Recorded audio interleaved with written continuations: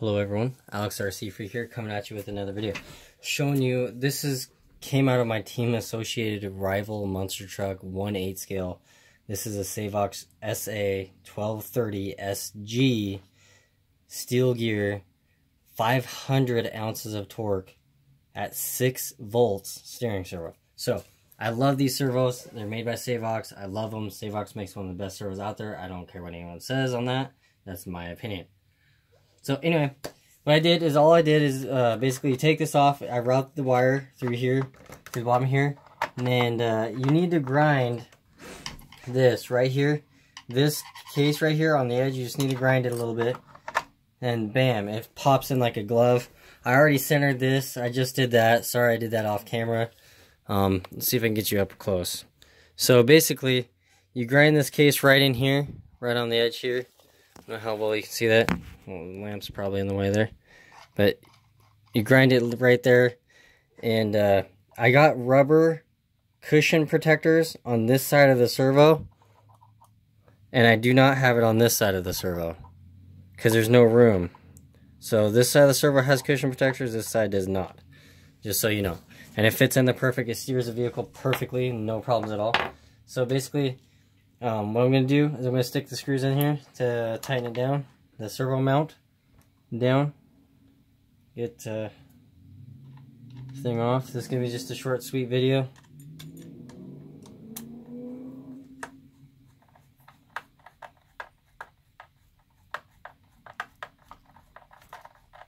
So there's 2 screws on the side here to hold the servo mount on. And that's what helps keep the servo so it doesn't move and flex and, you know, stuff like that under steering conditions. Now I recommend screwing these in by hand. Yes, they are long, and some people will probably say that's a lot of screw to screw in by hand, but it is worth it because that way you don't strip out stuff that way. And I'm not sure why these are so long for a steering screw. But you just screw these in, just like so.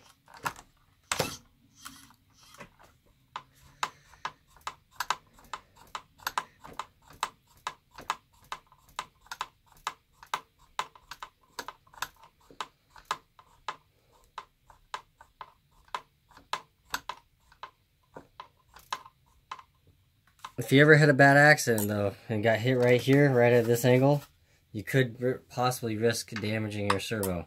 So just saying. But yeah, it fits in there nice and snug. And this is still sealed completely, the transmission case, from dirt, debris, everything. So let's flip it over, and I'm going to show you underneath. Okay, so if you know Savox, they don't give you long servo leads. That's one thing I've complained about Savox forever, is they don't give you long servo leads. And it's a pain in the ass. So obviously, Traxxas' double-side stick tape is a pain in the rear, as you just saw there. So what I'm going to do is just going to peel this off using my thumb pressure, and get it pretty clean. Yeah, so kind of wipe it off, get it clean-ish. Doesn't have to be flawless. And I'm going to put some Velcro. There, some double-sided Velcro. So, be right back. Okay, so I cut some pieces of Velcro. It's good, always good to have it. It has a sticky back. I like to Velcro these down because it seems to work the best. So what I'm going to do is I stick this side of the Velcro towards the chassis. And then I stick the fuzzier side, or whatever you want to say it, the more fabric loopy side, hook and loop side, on the receiver. So I'm going to peel it off, stick it to the receiver, and like I say, it doesn't have to be perfect. You can just center it.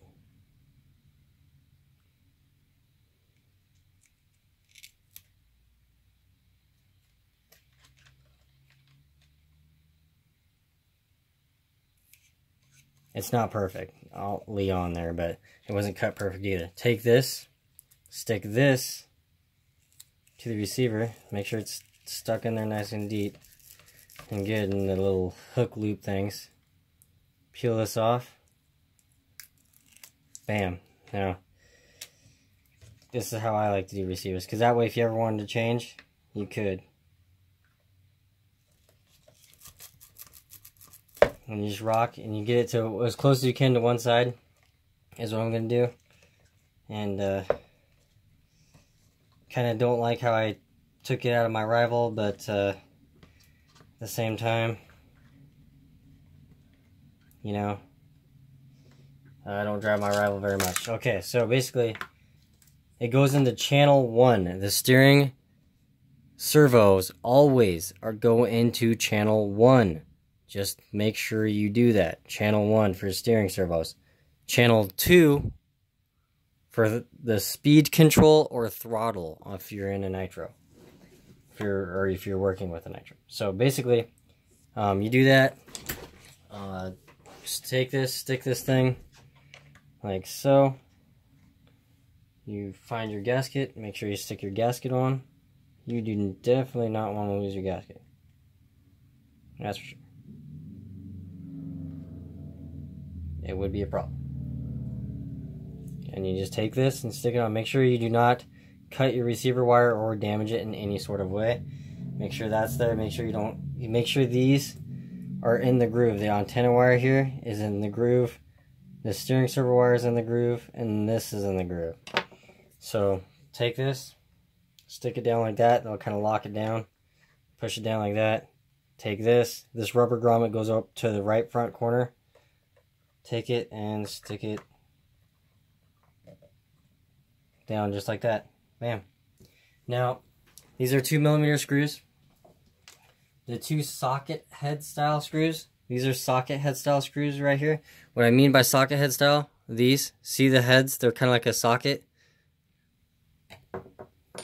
So, they're 2mm screws, just so you know. I recommend doing this by hand.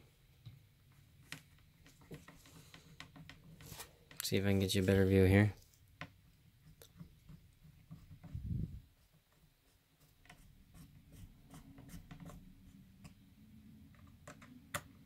Now don't get them all tight until you get them all snug down. That's what I recommend.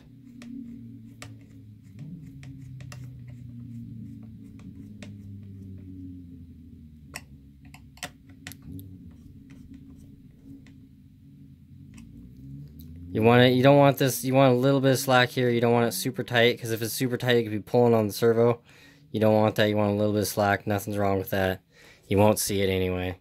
Especially on this kit, you won't see it. So, I don't like to have wires ran super mega tight to the chassis, just because it's, you could risk damaging stuff. Sometimes holding it down so that way you don't cut the gasket accidentally is a good idea.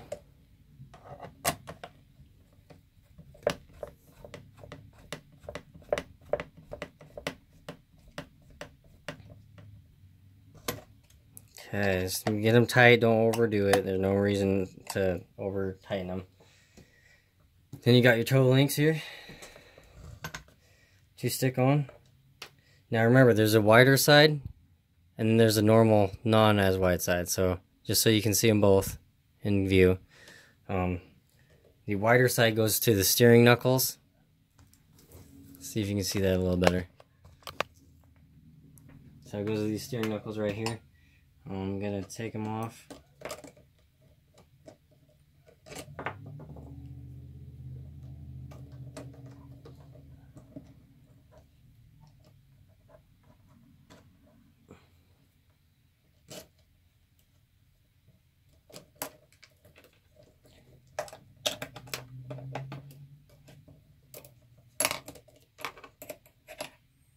This thing, there we go.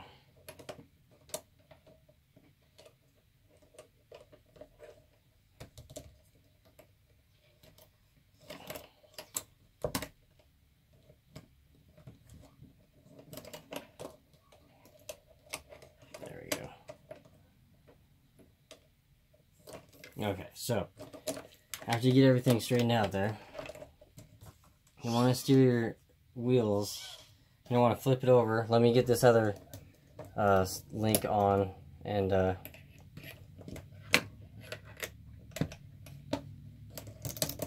okay, well, let me get this other link on, and then yeah, we'll go from there.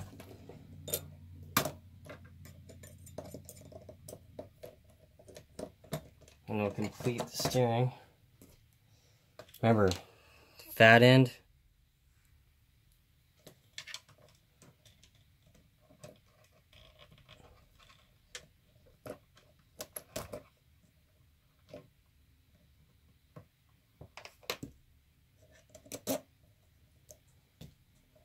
So just take it, screw it in.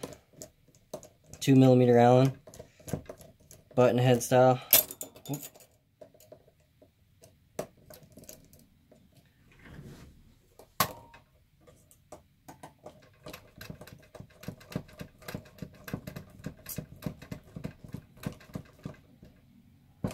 Okay. So you got 2 more screws right in here. I don't know how well you can see that. You got 2 more screws right there and right there to get these tie rod ends on. So I'm going to be doing that real quick and I'll be right back. Okay, so got them lined up. A little tricky to get them in there, but once you get them lined up, they're pretty easy. So just tighten it up. You can steer gently, slowly steer the servo. If you steer it too fast, you could risk damaging the servo. You just jerk the wheels around, so I recommend never doing that ever on any vehicle. The stock steering servo only has 125 ounces of torque, which isn't crap of nothing. But yeah, so anyway, that is how to replace the steering servo. Now, thank you for watching. I just want to say this truck has been pretty cool. These shocks do leak out of the box from my experience. Now, I'm only speaking from my experiences, so keep that in mind. You know. But anyway, thank you for watching. Alex RC Freak out. Peace.